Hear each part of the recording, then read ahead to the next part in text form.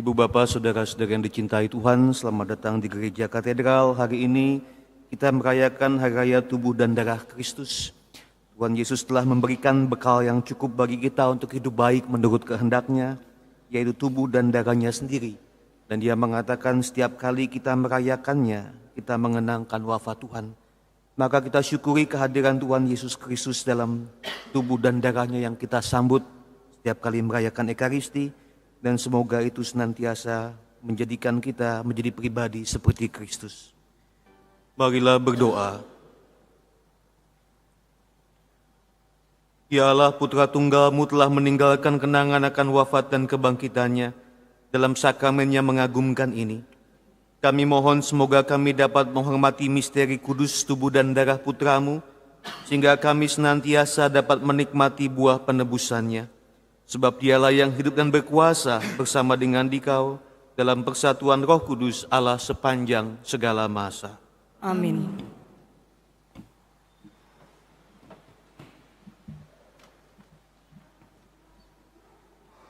Bacaan dari Kitab Kejadian.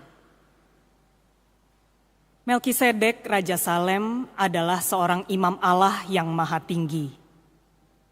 Ketika Abram kembali dari kemenangannya atas beberapa raja, Melkisedek membawa roti dan anggur, lalu memberkati Abram, katanya, "Diberkatilah kiranya Abram oleh Allah yang maha tinggi, pencipta langit dan bumi, dan terpujilah Allah yang maha tinggi, yang telah menyerahkan musuh-musuhmu ke dalam tanganmu." Lalu Abram memberikan kepada Melkisedek 1/10 dari semua jarahannya. Demikianlah sabda Tuhan. Syukur kepada Allah. Bacaan dari surat pertama Rasul Paulus kepada jemaat di Korintus. Saudara-saudara terkasih, apa yang telah kuteruskan kepadamu ini telah aku terima dari Tuhan, yaitu bahwa Tuhan Yesus pada malam Ia diserahkan mengambil roti, dan sesudah mengucap syukur atasnya, Ia membagi-bagi roti itu seraya berkata, "Inilah tubuhku yang diserahkan bagimu. Perbuatlah ini untuk mengenangkan daku." Demikian juga Ia mengambil cawan, sesudah makan lalu berkata, "Cawan ini adalah perjanjian baru yang dimeteraikan dalam darahku. Setiap kali kamu meminumnya, perbuatlah ini untuk mengenangkan daku. Sebab setiap kali kamu makan roti ini dan minum dari cawan ini, kamu mewartakan wafat Tuhan sampai Ia datang." Demikianlah sabda Tuhan. Syukur kepada Allah. Tuhan bersamamu. Dan bersama rohmu. Inilah Injil Tuhan kita Yesus Kristus menurut Lukas. Dimuliakanlah Tuhan.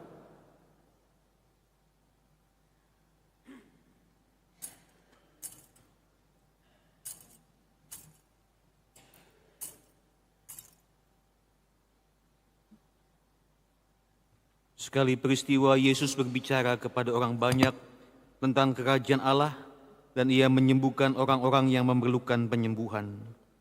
Pada waktu hari mulai malam, datanglah ke-12 murid kepada Yesus dan berkata, "Suruhlah orang banyak itu pergi, supaya mereka pergi ke desa-desa dan kampung-kampung sekitar ini untuk mencari tempat penginapan dan makanan, karena di sini kita berada di tempat yang terpencil." Tetapi Yesus berkata kepada mereka, "Kamu harus memberi mereka makan." Mereka menjawab, "Yang ada pada kami tidak lebih dari 5 roti dan 2 ikan, kecuali kalau kami pergi membeli makanan untuk semua orang banyak ini. Sebab di situ ada kira-kira 5.000 orang laki-laki." Lalu Yesus berkata kepada murid-muridnya, "Suruhlah mereka duduk berkelompok-kelompok, kira-kira 50 orang setiap kelompok." Murid-muridnya pun melakukannya dan menyuruh semua orang banyak itu duduk. Yesus mengambil 5 roti dan 2 ikan itu, lalu menengadah ke langit dan memberkati. Kemudian memecah-mecahkan roti itu dan memberikannya kepada para muridnya, supaya dibagi-bagikan kepada orang banyak. Mereka semuanya makan sampai kenyang, lalu dikumpulkan potongan-potongan roti yang lebih, sebanyak 12 bakul. Demikianlah Injil Tuhan.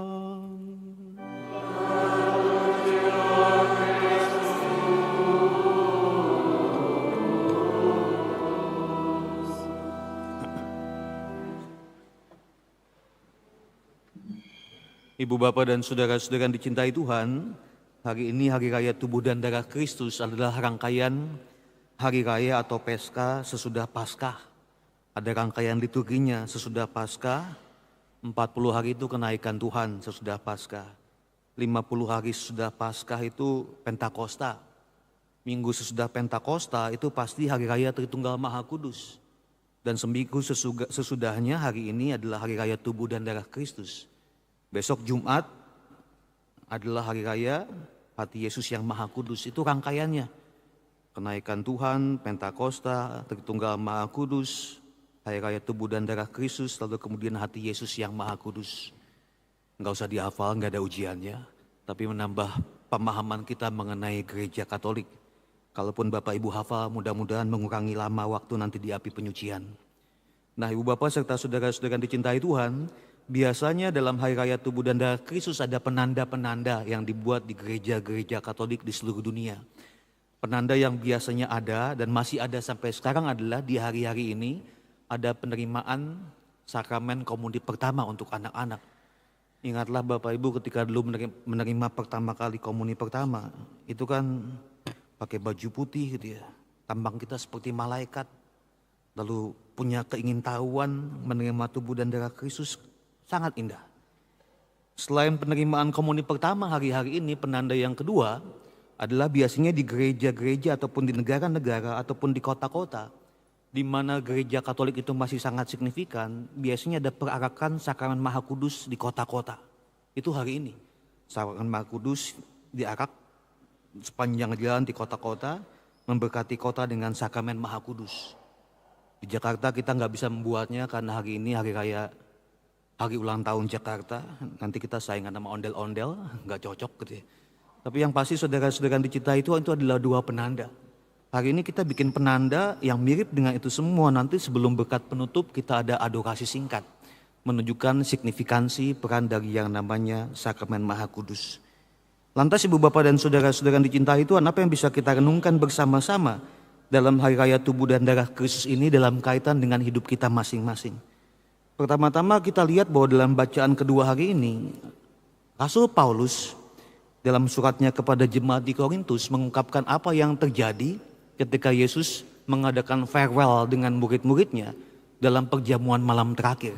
Dia makan bersama dan bukan hanya makan bersama, dia memberikan tubuh dan darahnya sendiri.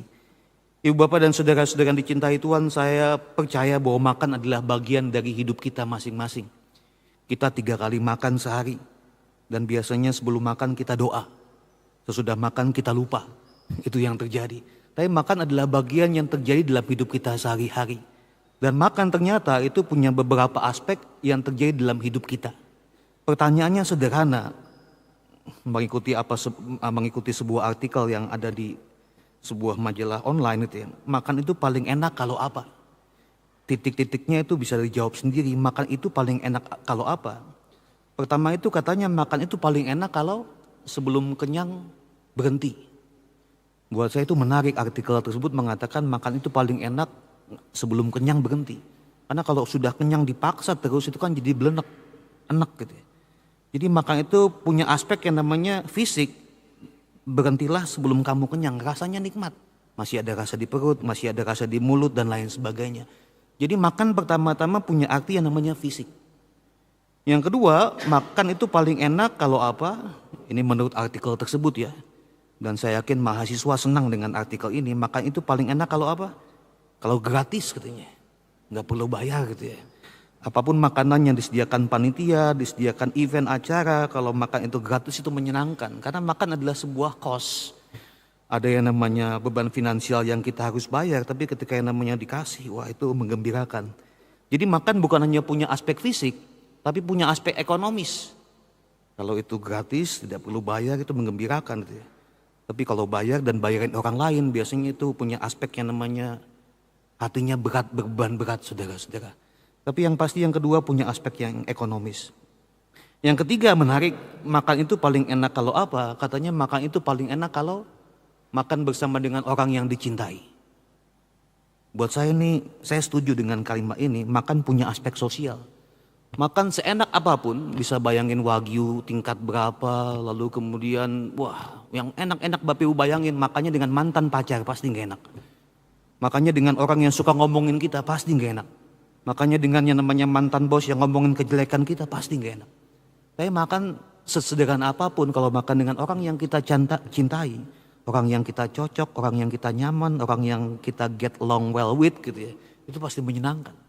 Makan itu punya aspek sosial.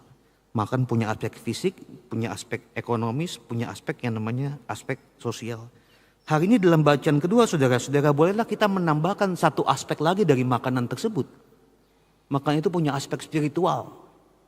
Kita saudara-saudara yang dicintai Tuhan, anggota gereja Katolik, umat Allah yang kudus, ketika kita makan, apalagi dalam perayaan Ekaristi, kita bersatu dengan Tuhan.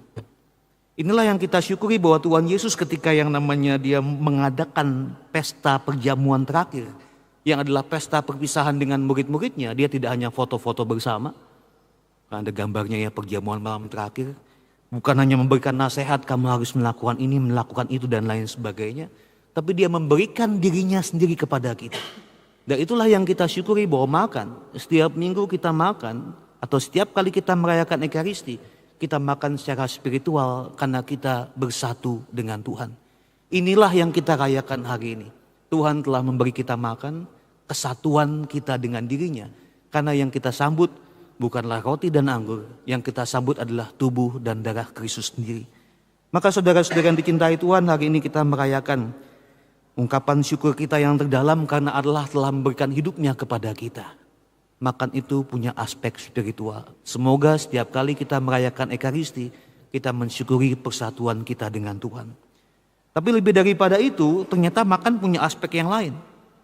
Bukan hanya aspek fisik, ekonomi, sosial, spiritual itu sangat penting. Dalam bacaan Injil hari ini, Tuhan Yesus tuh memberikan perintah yang saya yakin diungkapkan bukan hanya kepada murid-muridnya di Israel pada zaman itu, tapi kepada masing-masing dari kita. Kamu harus memberi mereka makan.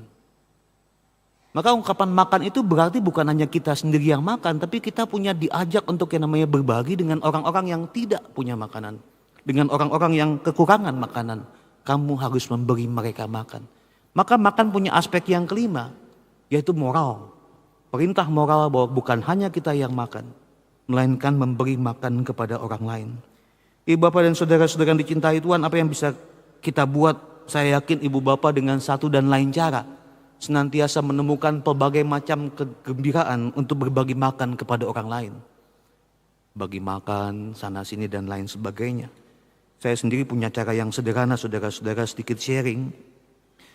Saya kadang-kadang itu di antara semua teman-teman di pastoran saya yang paling suka jajan. Jajan makanan ya, tolong jangan diartikan yang lain. Kenapa saya suka jajan? Saya mengatakan saya ini mendukung UMKM.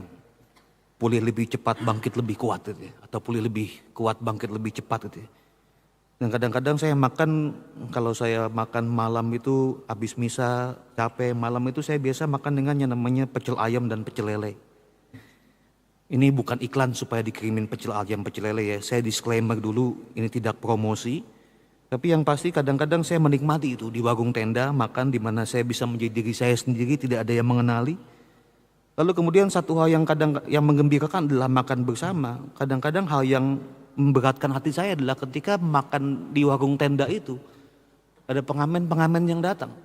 Anak kecil, pengamen, orang minta pengemis dan lain sebagainya, yang dengan satu dan lain cara itu berupaya untuk mendapatkan makan. Saya susah untuk yang namanya memberi mereka sedikit yang saya punya karena saya sedang makan. Dan makan pecel lele, pecel ayam kan paling enak pakai tangan gitu ya. Pakai sendok, pakai garpu, dipecel lele, diketawain orang. Tapi yang pasti pakai tangan itu menyenangkan sekali gitu. Dan susah ketika yang namanya pakai tangan, kita harus ngerogoh uang, ngasih kepada pembeli dan lain sebagainya, itu susah gitu.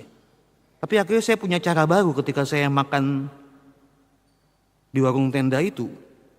Ada pengamen dan lain sebagainya. Saya biasanya memberi kode kepada penjual makanan di warung tenda tersebut untuk memberikan sedikit uang lah, 2.000 atau 1.000 gitu. Saya biasanya ngomong kepada abang, ya bang nanti kalau ada pengamen mendekati saya kasih 1.000 atau 2.000. Dan ini terjadi.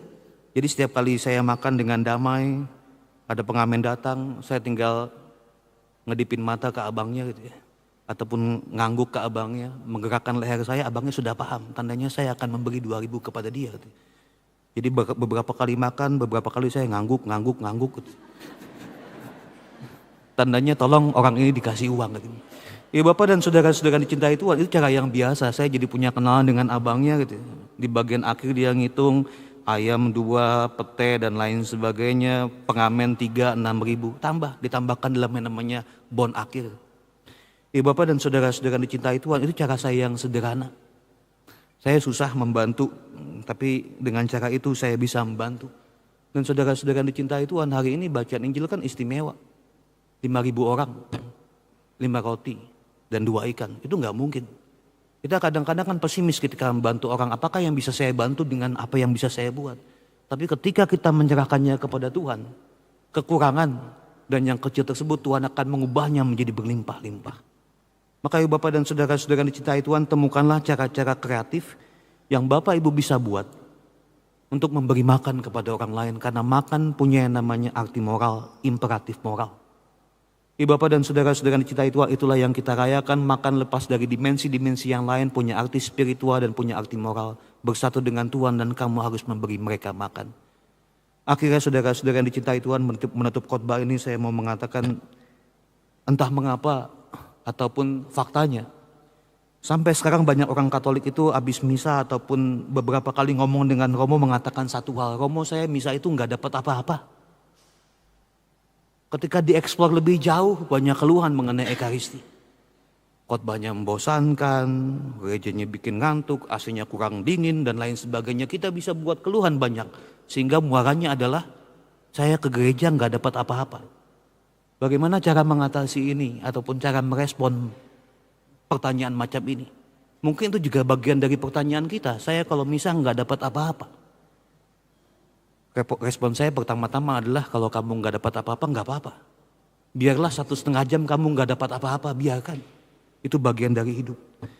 Yang kedua respon saya adalah kita merasa kita nggak dapat apa-apa, tapi Tuhan Yesus sudah sungguh-sungguh hadir yang tidak kamu rasakan. Dia bekerja dengan hal-hal yang tidak kamu pahami.